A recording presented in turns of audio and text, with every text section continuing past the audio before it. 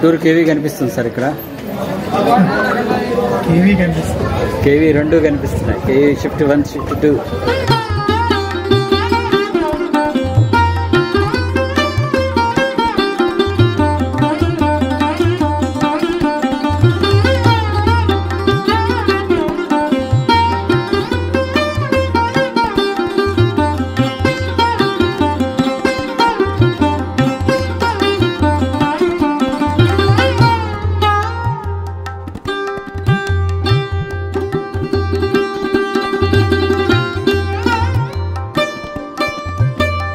నాగేశ్వరరావు గారు, ముర్తేజరావు గారితో మీకున్న పరిచయం?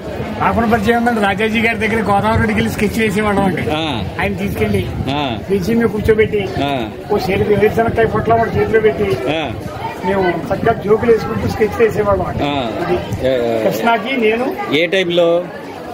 1978, 79.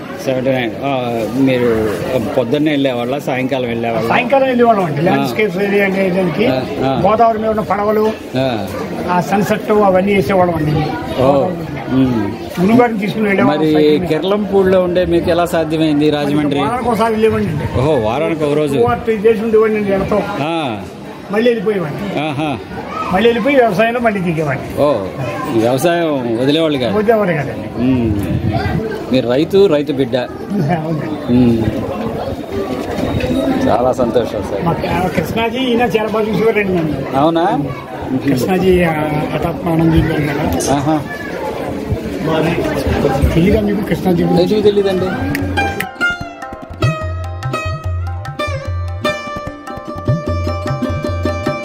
ముర్తేజరావు గారికి మనం టచ్ లో ఉన్నామంటే రాజమండ్రికి టచ్ లో ఉన్నట్టే. ఆయన నోరు తెరిస్తే రాజమండ్రి, రాజాజీ, ఇవే మాటలు.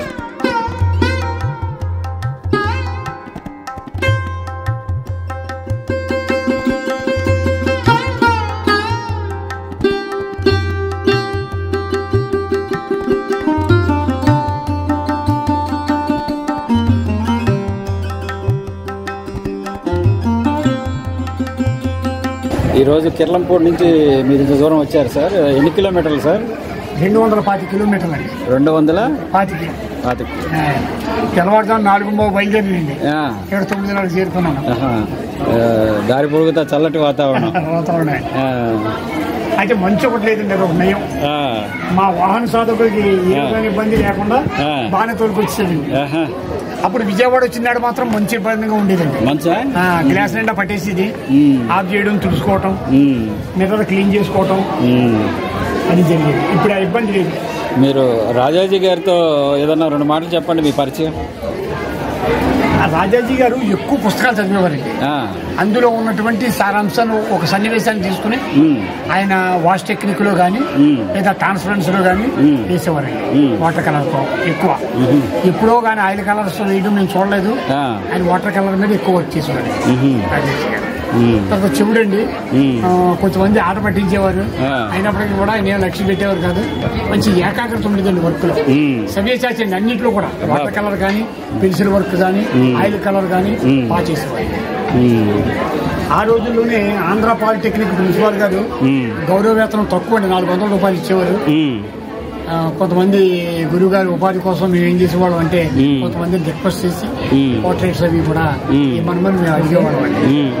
ఆ విధంగానే జిల్లా గ్రంథాలయ, కాకినాడ జిల్లా గ్రంథాలయ సంస్థ కొప్పన మోహన్ రావు అప్పుడు చైర్మన్ అనుకుంటానండి.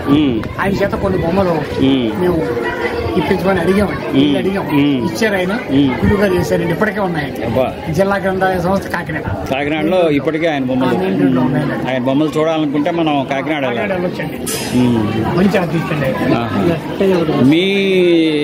మీకు అభిరుచి, బాగా ఇంట్రెస్ట్ ఉన్న సబ్జెక్ట్ ఏంటి? ఏ మీడియం మీరు ఎక్కువ వాడేవాళ్ళు? వాటర్ కలర్ మీడియం వాడేవాళ్ళు ఎక్కువగా. గురుగారు కూడా నన్ను అదే ఎంకరేజ్ చేసేవాడు. నువ్వు ఆయిల్ కలర్ కెళ్ళకు అనేవారండి. వాటర్ కలర్ ఎక్కువ వాడేవాళ్ళు. ఆ గురువు గారిని బట్టి ఇప్పుడు నేను వాష్ టెక్నిక్ మళ్ళీ మొదలు పెట్టాను. వాష్ టెక్నిక్ చేస్తాను.